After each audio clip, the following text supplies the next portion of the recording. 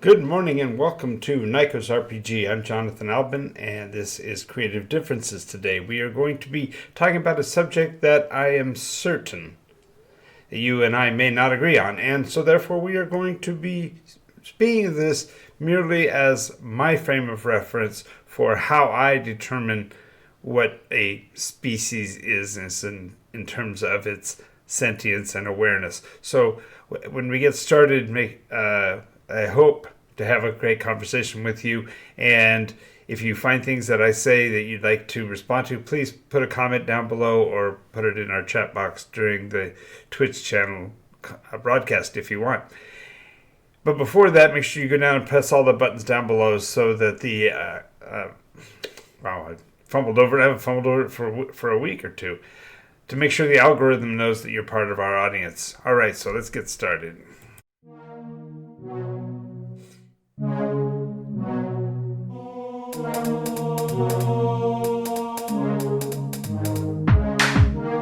Absorbing damage is the name of your game.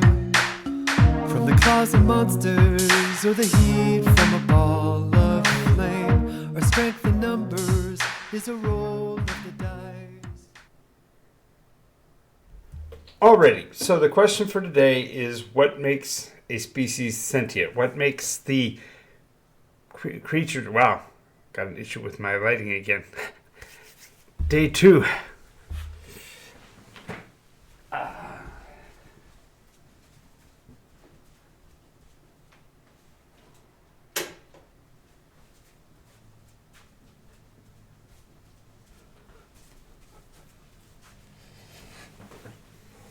What a difference a little bit of light makes. All right, so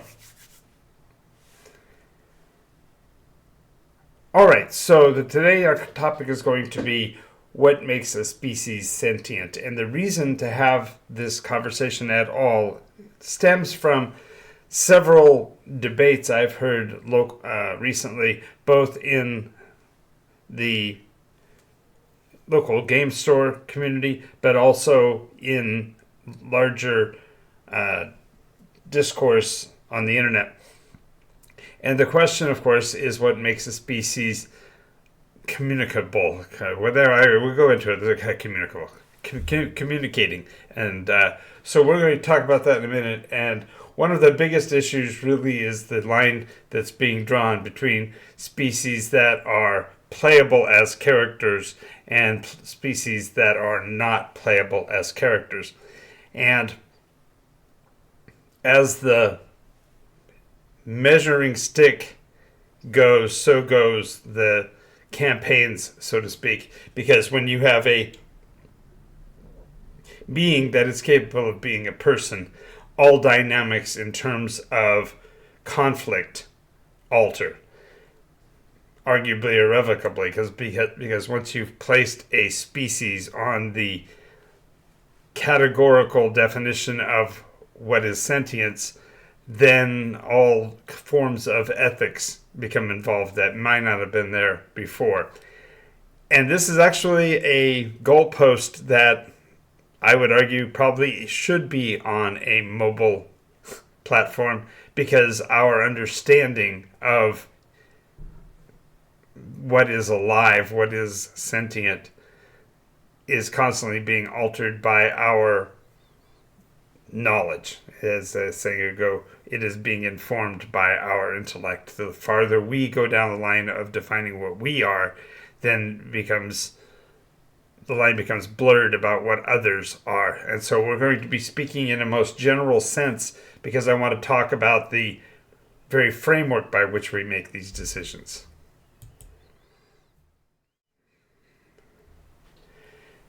So the idea of something being communal refers to its ability to create or form groups larger than itself and perhaps its young.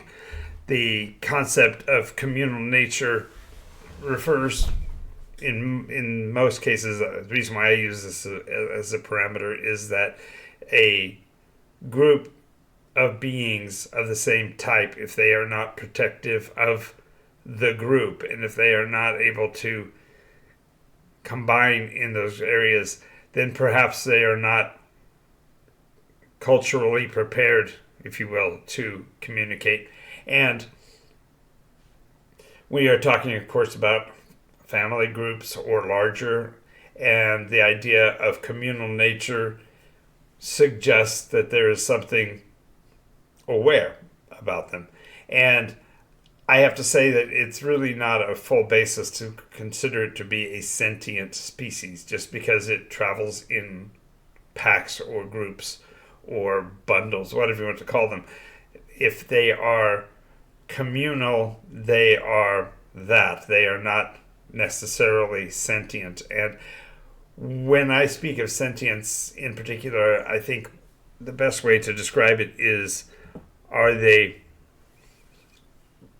capable of becoming more? And that really is the essence of what defines, for me at least, what is considered to be sentient, but is communal enough. And is that enough of an idea? There are creatures that, whether you are looking at it from the standpoint of coming directly from a monster manual or a fiend folio or whatever book system that you're using to determine it, doesn't necessarily give it enough gravitas to be a sentient species. Are all sentient species therefore communal?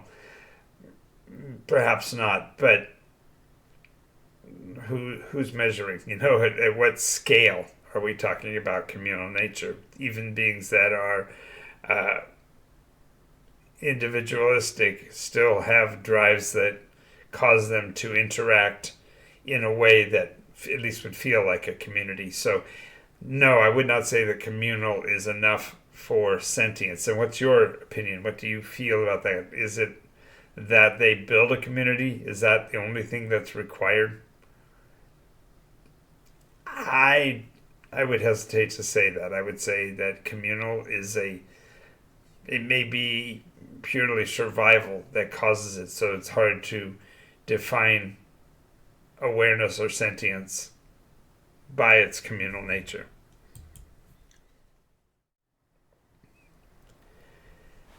Intelligence is an interesting dynamic. In what measure, in what scale are you measuring intellect? Just because something can make a decision individualistically doesn't mean that it's necessarily capable of the other elements of sentience. So I think the point is that as we're building this list, we're actually building a broader expansion of what the term means. So when I say sentience, it does include communal nature, it does include some form of intelligence. But the challenge is, how do we measure intelligence? There are certainly human beings who, by either their nature or nurture, have not developed intellect.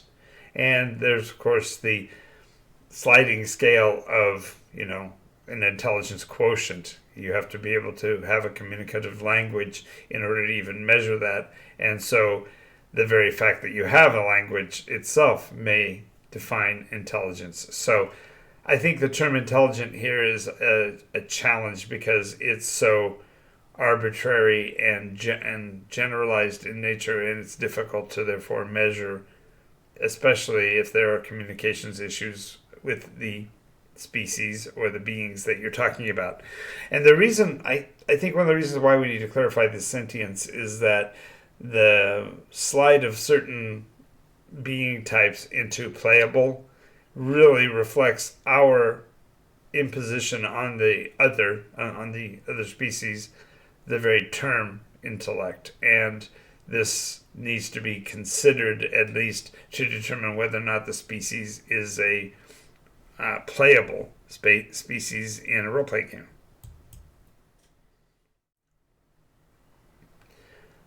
Now, tool making is always been used as a threshold, but as has been noted by several videos I've seen in the last few weeks, ravens are particularly clever, and they do use tools occasionally. The great apes, various aquatic species of mammals, they do make and use tools. I mean, perhaps they don't make them, but they certainly utilize tools. And does the tool use define intellect? No, but it at least gives a framework for determining whether or not a species is has enough capacity for choice and will.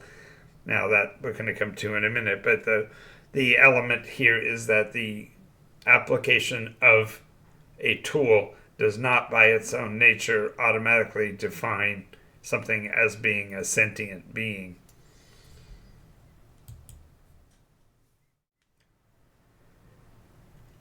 Communication is interesting because when you say, can something communicate, there are, for example, several species of birds that can imitate the sounds of human voices, whether you're talking about parrots or magpies.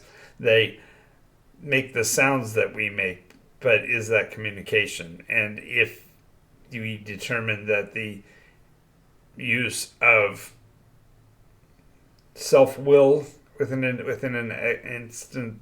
instance is is a measure of whether or not a species is playable.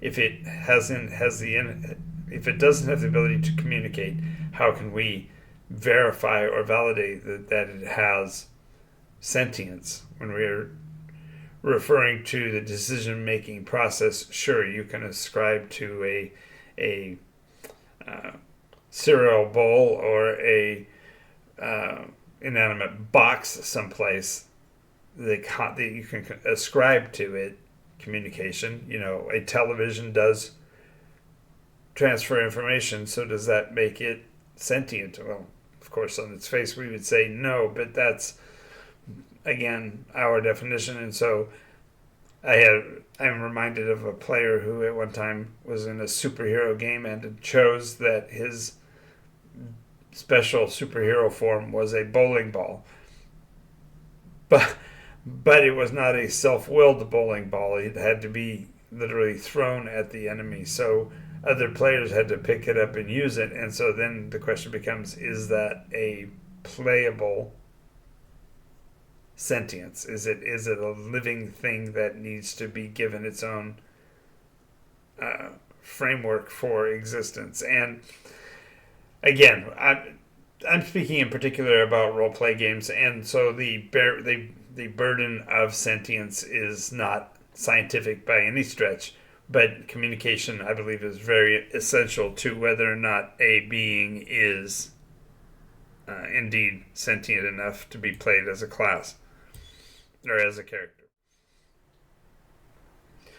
To me, this is the biggest one. Is it willful? Can it can it make decisions? If it's driven by instinct and its culture, that is not necessarily willful. Yes, it may have a panoply of decision-making steps, but it's not driven by anything other than external sources, and therefore it's not really playable, because ultimately the player's choices are going to run in opposition to its species nature. And this goes both directions. It can be a passive thing where it's waiting for the communal decision, and therefore it acts not on its own, and therefore it has no will of its own, but instead is merely acting in response to stimulus. Or conversely, it's capable of making its own decisions whether or not it can communicate. It may be sentient, so the borderline is going to shift somewhat, but if it has to have a will, it has to have the ability to make a decision on its own, even in opposition to its culture and background and training, etc.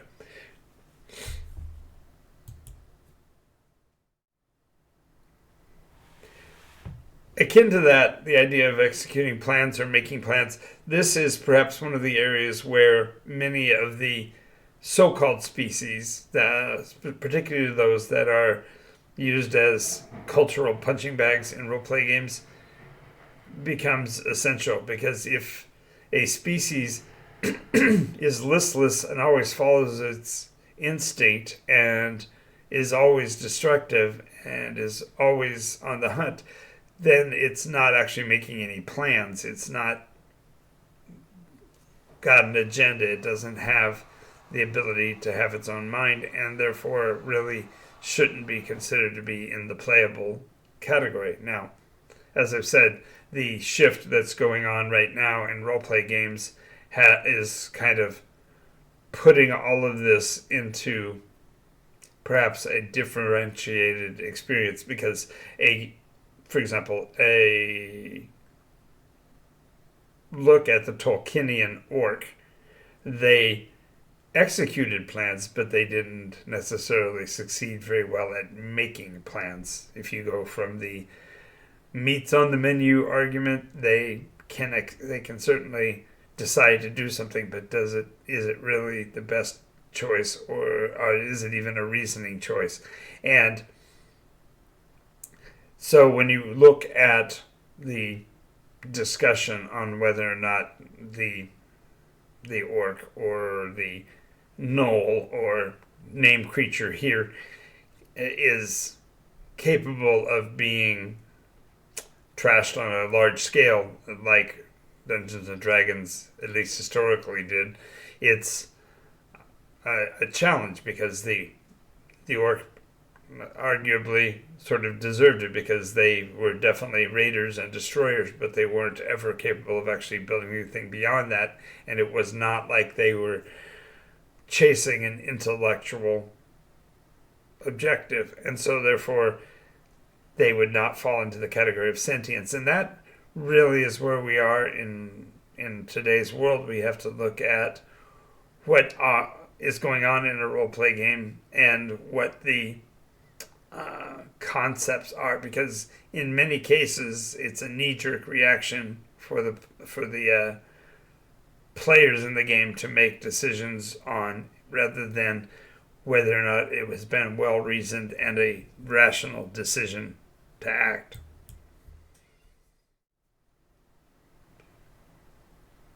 When we're talking about beings that are, whether a group of beings are sentient or not, we have to look at, can it actually regulate its environment? In other words, if it is aware of the world around it, can it alter its course, or can it alter the course of its environment? Of course, can we control the weather? Arguably, no. But we nonetheless are a sentient species, because we, as mortals, regulate our environment. We build air conditioners and heaters, for example, and we are concerned with whether or not we can adapt our environment, and it's very much a part of what we are as a species of beings. We are therefore more than merely the animal, so to speak. And that then becomes a question, well, beehives, for example, the bees actually do regulate their motion so that they can help regulate the temperature of the beehive. Does that make them sentients? No, but perhaps it might move it up on the sentience scale. And therefore, when you are looking at named species here, you really have to look at, can it make changes to not only its own behaviors, but the very environment in which it exists to suit its purposes. And that can be from house building to, as I said, temperature control, etc.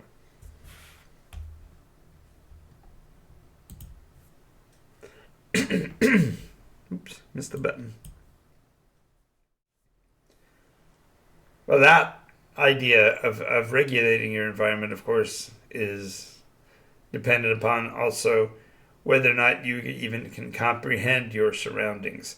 Certain things respond by instinct and by training, and that training, is it actually aware of what's going on around it? So, for example, if a squirrel encounters a forest fire, it's going to react instinctively to the fire. but is it capable of understanding that, well, it can move based on the wind and therefore change its course, or is it just simply moving away from the danger? And this ability to comprehend its surroundings is definitely an area of a species sentience. And the concept, therefore, is that the ability to play it in a role-play game is dependent upon its ability to comprehend its surroundings. If you were playing, for example, you were describing playing a jelly, ochre jelly, or one of the other mystical beings that are just a puddle of goo, it's difficult to see how it can make decisions because it doesn't even comprehend where and what it is, and simply propagates because it feeds, and that's the entire drive of the being, and therefore it's not in that category of all the other panoply of things that we've covered so far. Now, when we talk about a sentient species, it needs to be fundamentally self-aware. If it isn't even conscious of its own existence, it's impossible for a player to comprehend playing as that being. Now, the question would be that then is it true that we should throw out all species that are non-self-aware? Well, it'd be difficult to play them, if you will, because the number of choices that a player has to make does require it to be even conscious of its own existence. And the question, therefore, is being applied on the larger scale. Does a species gain sentience, or is it sentient if it's self-aware? I would argue that it definitely has to be at some point independently aware of its individual identities, and that leads therefore to the question of the species that we are talking about. So if it's whether you're talking about an orc or a gnoll or name other creature here, is it capable of even being able to identify itself? And if so, then perhaps it is on the spectrum of that which is sentient.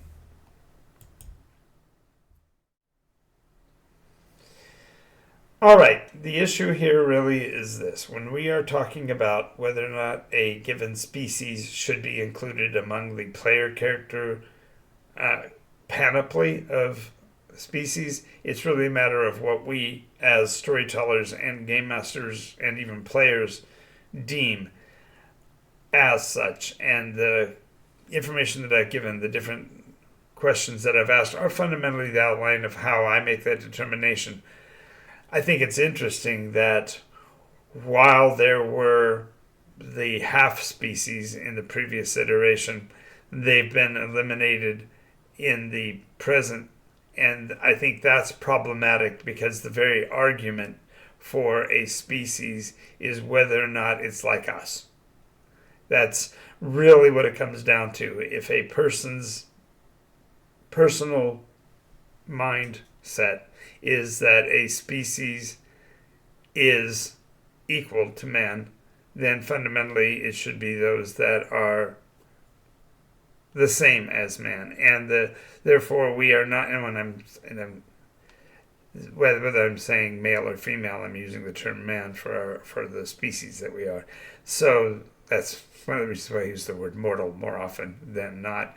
But when we are looking, therefore, at what we're going to allow to be played in a fantasy setting, ultimately the storyteller, the game master, has to make those decisions. I was at a game store recently when I heard a group talking about playing as insects, and I found it fascinating because the game master was clearly defining them as hexapodal beings that were, miniature, that were small, so standard insects, but he was allowing them to carry weapons and wearing clothing and having material in their backpacks that they could even get to.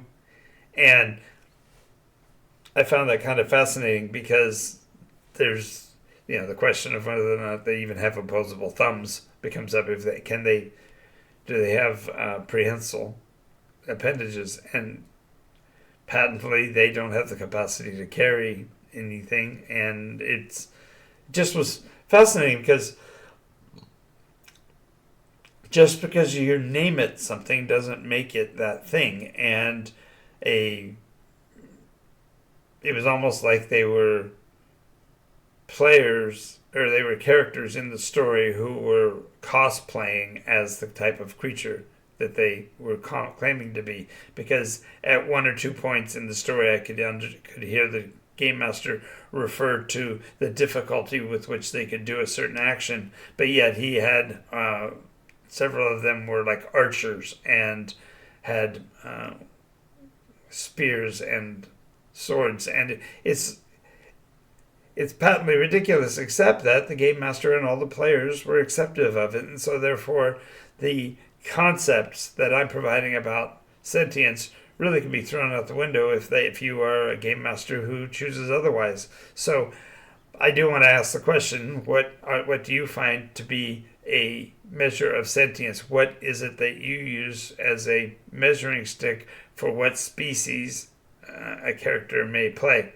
I'll be doing an entire episode on the species of Nikos, and not necessarily talking in microscopic detail, but at least embellishing on the concepts of what this sentience factor does with the various species of Nikos in a future episode. But until then, thank you for being here today.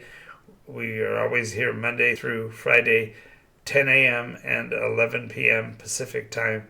And you can also find out more about us at nikosrpg.com, and our Patreon site really helps us to keep this a daily show. So check that out at patreon.com/Nikos. Have a great day.